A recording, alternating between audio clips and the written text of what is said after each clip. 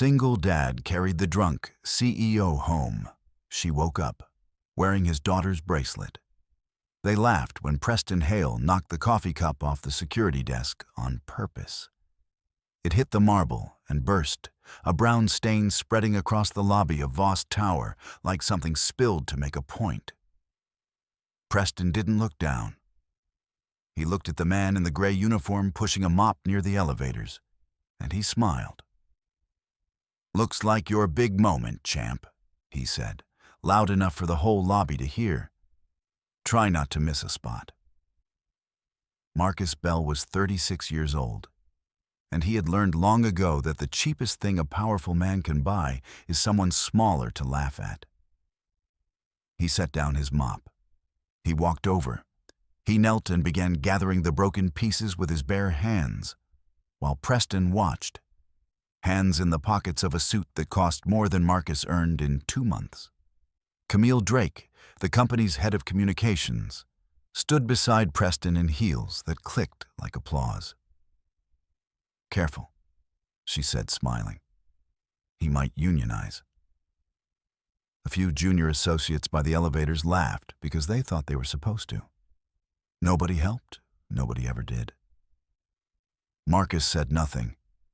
He wiped the floor, stood, and said quietly, "All set." Then he went back to his mop. What Preston Hale didn't know was that 3 nights earlier, the man he was mocking had carried the most powerful woman in that building up 4 flights of a dead stairwell and laid her down safe in her own bed while the rain came down outside. What Camille didn't know was that by Friday, Preston would be walked out of this same lobby by the same security guards who held the door for him every morning, his name already vanishing from the company directory. And what none of them knew, what nobody in that gleaming building knew, was that 40 floors up, Elena Voss was sitting at her desk with her sleeve pulled down over a small, handmade child's bracelet she had not taken off in 3 days. She didn't know whose it was. She only knew it had pulled her back from the edge of something. And she was going to find out who it belonged to if it was the last thing she did. 3 nights earlier, Marcus Bell had no idea any of this was coming. His night had started the way all of them did. Badly, then worse, then somehow fine anyway. The babysitter canceled at 9:40. Mrs. Reyes from across the hall, who watched Sophie most nights, called nearly in tears. Her sister had been taken to the hospital. She had to go. She was so sorry. Marcus stood in his small kitchen with the phone against his ear and did the math everyone in his position learns to do without thinking. No shift meant no pay. No pay meant he'd be short on rent again. And being short on rent meant another humiliating conversation with a landlord who'd already run out of patience. So he did the thing he hated doing. He woke his daughter. Sophie was 7. She had her mother's stubborn cowlick and her mother's habit of waking up already talking. "Are we going on an adventure?" she asked, rubbing her eyes, and Marcus felt his chest tighten the way it always did when she said something Anna would have said. "Sort of bug," he told her. "Daddy has to work." "You're going to sleep in the break room, okay? On the comfy couch. I'll be right down the hall." She didn't complain. She never complained, which was worse than if she had. She packed her own backpack, her blanket, her flashlight, and the small silver bracelet she took off only to sleep, and sometimes not even then. Anna had made it for her in the last good month, a thin band strung with a single silver bird charm. On the inside of the clasp, in letters so small you had to know they were there, Anna had engraved 2 words: "Brave girl." It was the only thing of her mother's Sophie had left that she could wear, and she guarded it like a small, fierce dragon. At the tower, Marcus made her a nest of cushions on the break room couch on the 8th floor, set her flashlight where she could reach it, and kissed her forehead. "I'll check on you every hour. he promised. "Don't move from this room." "I know, Dad." She was already half asleep. "You always say that." He worked his way down through the building the way he did every night. The empty conference rooms, the abandoned coffee stations, the long, bright corridors where during the day people made decisions worth millions and at night made nothing at all. He thought about Anna, because the date on his phone said it was almost the anniversary of the worst week of his life, and grief has a calendar that doesn't ask permission. By 2 in the morning, he'd finished. He collected Sophie, sleepy and warm, and complaining now only that she wanted her bed, and they rode the freight elevator down to the parking garage where his old sedan waited on the staff level. That was where they found her. A woman was sitting on the cold concrete near the elevator bank, her back against a pillar, one shoe off. An expensive coat soaked through from rain she must have walked in from somewhere. Her keys lay scattered a few feet away where she'd dropped them and given up. She wasn't moving much. For one terrible second, Marcus thought she might be hurt, or worse. Then she lifted her head, and he recognized her. Everyone in that building would have recognized her. Alana Voss. The name on the building. The woman whose face was in the lobby, in the annual reports, in the framed photographs on every executive floor. She was very, very drunk, and she had been crying. "It's locked," she said to no one, to the keys, to the garage. "Everything's locked." Marcus crouched a careful distance away. "Ma'am? Are you hurt? Can I call someone for you?" She laughed, a broken sound. "Call who? There's no one to call. That's the joke of it." She looked at him then, really looked, and something in her face was so undefended that he had to look away. "Do you know what they did today? My father built this. He built all of it. And today they voted to take it from me, and they smiled while they did it." She pressed the heel of her hand against her eyes, "And tomorrow I have to walk back in there and pretend I don't know I've already lost." Marcus had no idea what any of it meant. He only knew it was past 2 in the morning, it was raining, and a human being was sitting on cold concrete with no one in the world coming for her. He'd been that person once. The night Anna died, he had sat in a hospital hallway, exactly that alone. And a stranger, a janitor, as it happened, an old man emptying bins at 3 a.m., had sat down next to him and said nothing and stayed until morning. Marcus had never forgotten it. He didn't think she was in any condition to drive, and he wasn't about to put her in a stranger's car. He found her phone in her coat pocket, cracked it open, and saw an address saved as home. The penthouse, 4 floors above her office, the elevator code locked and broken since the storm, he'd been told earlier. The stairwell it would have to be. What Marcus didn't know, what he couldn't have known, was that the woman he was about to carry up 4 flights of stairs owned the building he cleaned. That by helping her, he was about to walk into the middle of a war he didn't know was being fought. They'd all find out soon enough. It was Sophie who undid him. While Marcus eased the woman up, getting her arm over his shoulders, his daughter stood very still and watched the stranger cry. Sophie understood crying. She'd done a lot of it 2 years ago, and she'd learned that some sadness doesn't have words. Without a sound, she reached up and unclasped the silver bracelet from her own wrist. The bird, the brave girl, the only thing of her mother's she had, and she slipped it carefully over Elena Voss's limp hand and onto her wrist. "Sophie," Marcus whispered, shifting the weight of the woman. "No, baby, that's yours. She's scared," Sophie said simply, the way children state things adults have forgotten how to see.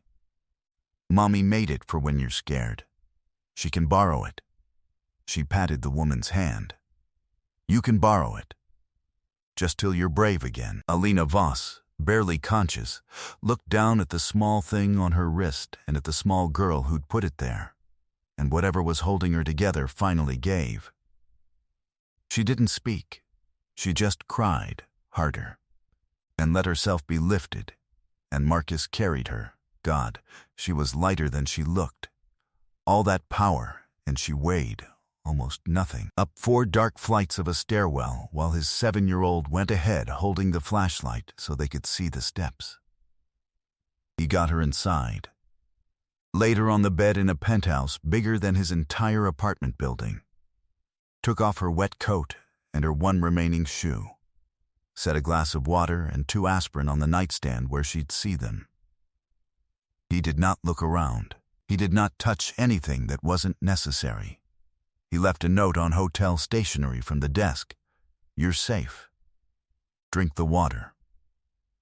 A friend, and he and Sophie let themselves out, and the door clicked, locked behind them. He never told her his name. It didn't occur to him that it mattered.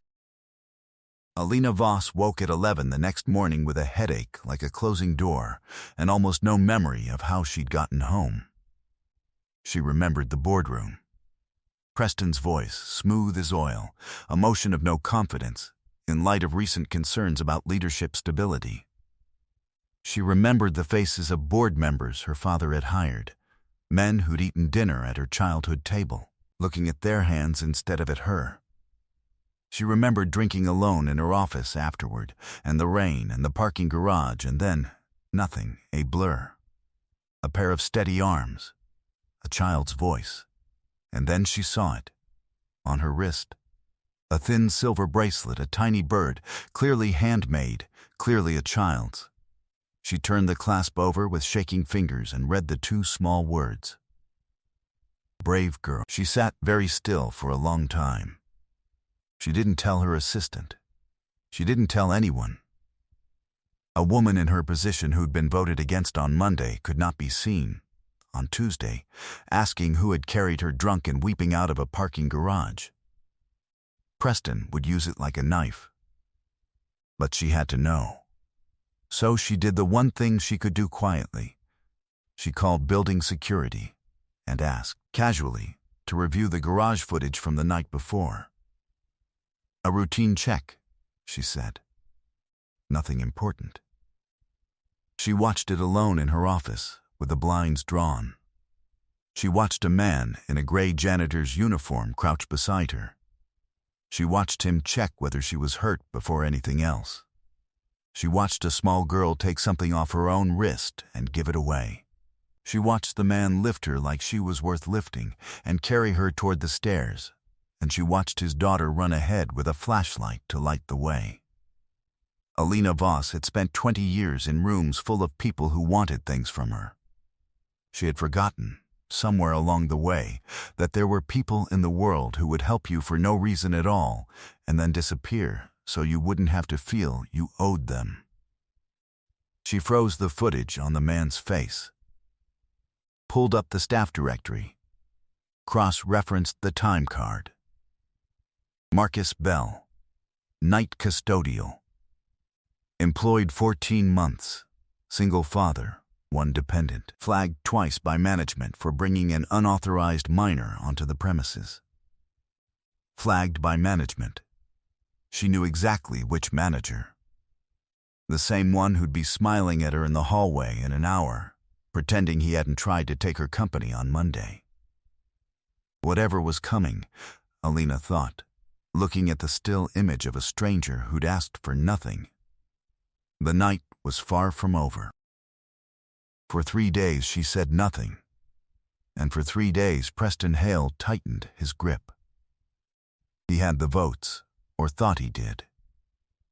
He'd spent 18 months courting board members, feeding them quiet doubts about Elena, too emotional, too attached to her father's old way of doing things, not ready for what the company needed to become. He had Camille managing the narrative, planting items in the right ears. The formal vote to remove Alana and install Preston as interim CEO was set for Friday's quarterly meeting, with the full board and the senior staff present. He was so confident he stopped being careful. That was always how it went with men like Preston. On Wednesday, he humiliated Marcus in the lobby with the coffee cup, because that was the kind of small cruelty that made him feel large.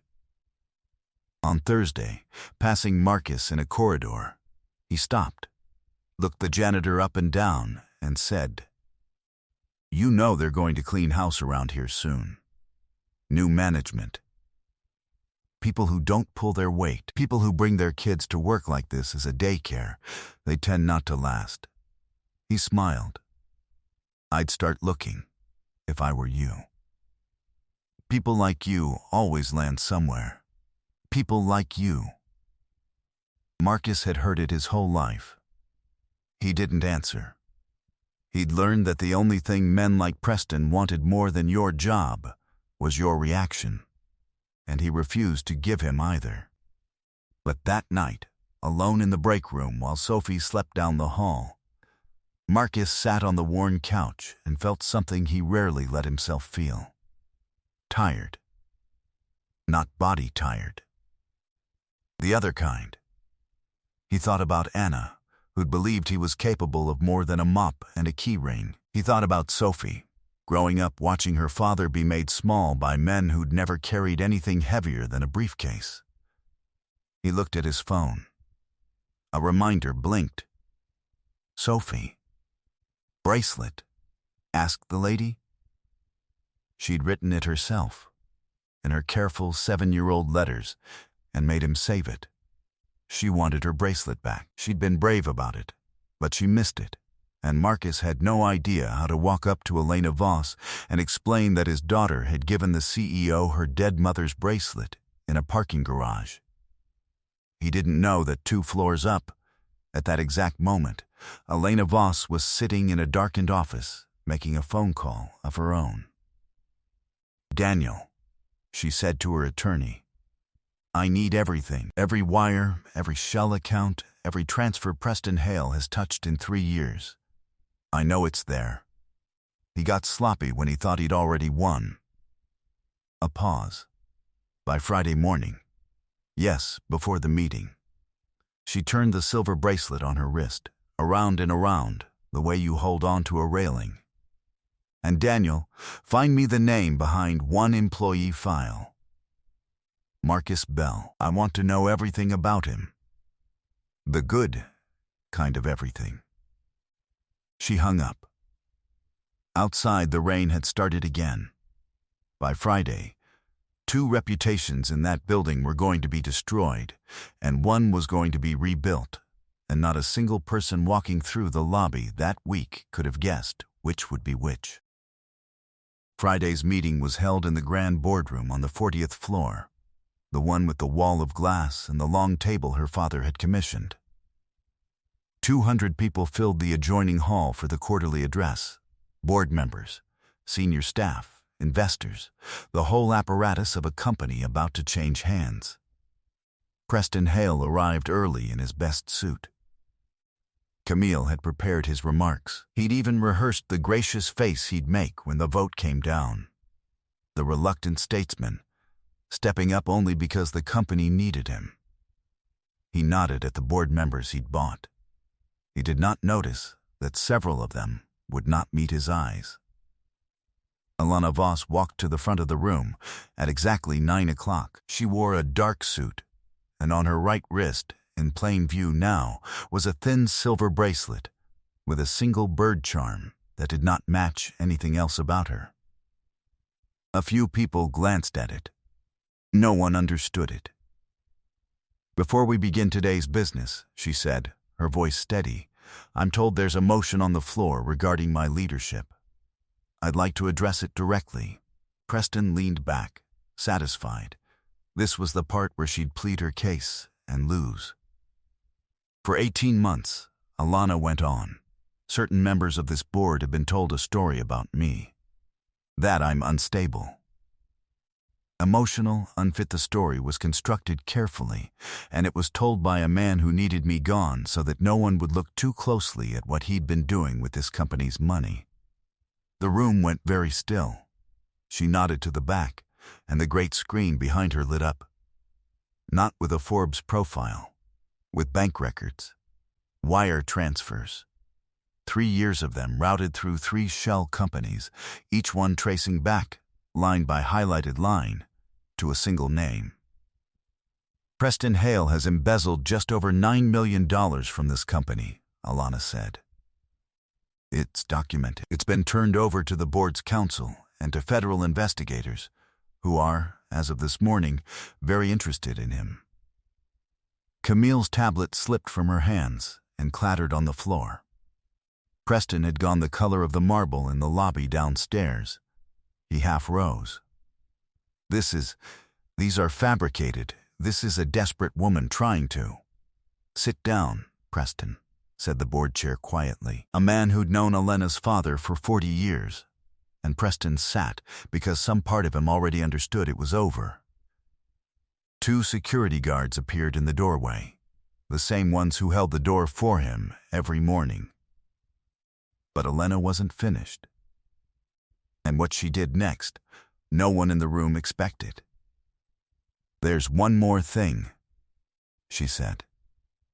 And it's the more important one. She looked toward the side of the room, where a man in a gray uniform stood near the wall holding a mop, because no one had thought to tell him not to come to work, because janitors clean boardrooms after meetings, and he'd simply been waiting for everyone to leave.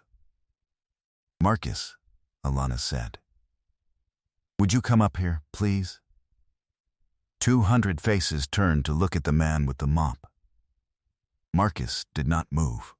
He had no idea what was happening, only that the most powerful woman in the building was looking at him by name, and that every instinct he had was screaming to disappear. It's all right, she said, more gently than anyone in that room had ever heard her speak. Please, he came. Slowly, the mop still in his hand, because he'd forgotten he was holding it, until someone took it from him kindly. He stood beside her, and he was acutely, painfully aware of his uniform, his name patch, the dirt under his nails, in a room full of suits. Alina turned to the room.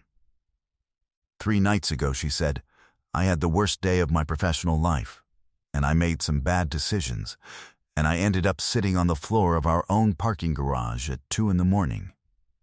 With no one in the world coming for me, she let that land. People who had spent years being afraid of her did not know what to do with her honesty. This man found me. He didn't know who I was. He didn't ask for anything. He carried me up 4 flights of stairs in the dark, made sure I was safe, left me water and a note, and walked away without telling me his name. She pulled back her sleeve and held up her wrist, and the silver bracelet caught the light. And his daughter, who is 7 years old, gave me this. Off her own wrist. It's the last thing she has from her mother, who died 2 years ago. She gave it to a drunk stranger crying on a floor because, she said, it's for when you're scared. Alina's voice did not break, but it came close. I have been in business for 20 years. I have been in 1,000 rooms with people who wanted things from me. And the most powerful thing anyone has done for me in all that time was done by a man this company pays to take out the trash, and a little girl who had almost nothing left to give and gave it anyway. The room was silent. Then someone began to clap. And then the whole room was clapping, and Marcus Bell stood there in his gray uniform with his face burning. But for the first time in a very long time, not with shame. Preston Hale was escorted out before the applause had finished. Nobody looked at him as he went. By the following Friday, Preston Hale's life had come apart with the same speed he'd assembled his scheme. The board removed him within the hour, the vote unanimous. The man who'd counted on their loyalty learning that bought loyalty is only ever rented. The federal investigation moved quickly. The records were too clean, too complete. Elena had made sure of that. His attorney advised a plea. His wife, it was later said, did not. The men who'd whispered with him in quiet corners suddenly could not recall ever having agreed with anything he'd said. He'd wanted to be the most important person in that building. He got his wish, briefly, for all the wrong reasons, and then he got nothing at all. Camille Drake resigned before they could ask her to. She'd built a career on managing the right narrative and being seen with the right people, and she discovered that when the right people fall, the people who'd laughed along with them fall too, quietly, without anyone bothering to push. The invitation stopped. The calls went unreturned.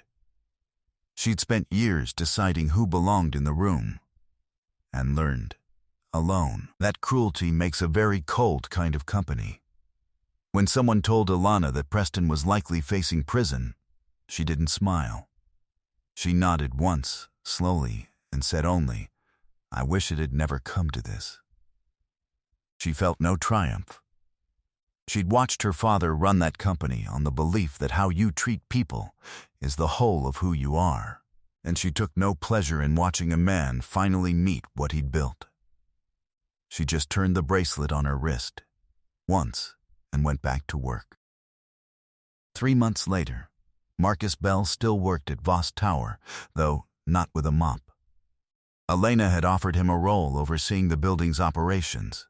Real work, real pay, an office with a window, and he'd nearly turned it down out of pride before she'd said the only thing that could have changed his mind: "I'm not giving you anything you didn't already earn the night you didn't walk past me." So he'd taken it. Sophie had new shoes that fit. The rent was paid early, for once. The landlord had stopped calling. But the thing that had changed most wasn't the money. On a Saturday morning, in a small park near Marcus's apartment, 3 people sat on a blanket in the grass. Sophie was teaching Elena Voss how to make a friendship bracelet, badly, with a great deal of bossing, and Elena, who ran a company worth $400 million, was following every instruction with total concentration, her tongue between her teeth. "You did the blue one wrong," Sophie informed her. "I did the blue one artistically," Elena said, and Sophie laughed. And Marcus watched the two of them from across the blanket and felt something he'd thought he'd lost for good. It had started slowly, a thank you that became a conversation that became a standing dinner. Both of them careful, both of them scarred, both of them with reasons not to hope, and a child each watching to see if it was safe to. Neither of them had said the large words yet. They didn't need to. He found reasons to stay. She found reasons to come back. That was enough for now. When the bracelet was finished, lopsided, blue in the wrong place, Sophie tied it onto Elena's wrist, next to the silver one with the bird. Then she reached up and, very carefully, unclasped the original. The one her mother had made. The one Elena had worn for 3 months and never once mentioned giving back. "You can give it back now," Sophie said, holding out her small hand. "You're not scared anymore, I can tell." Elena looked at the bracelet, and at the girl, and at the man beside her, and for a moment she couldn't speak. Then she closed Sophie's fingers gently back around it. "Keep it, brave girl," she said. "It's yours. It always was. But I'd like to keep the one you just made me, if that's all right." Sophie considered this with great seriousness, then nodded, satisfied with the trade. Across the park, the church bells started somewhere, and the morning was cold and bright, and Marcus Bell, who had carried a stranger up 4 flights of stairs in the dark and asked for nothing, reached over and found Elena's hand in the grass. She squeezed it once. He squeezed back. Sophie pretended not to notice and grinned at the sky. They weren't a family yet. Not quite. But they were 3 people on a blanket on a Saturday, building something one careful day at a time, and not one of them was alone anymore. That, it turned out, had been the whole point.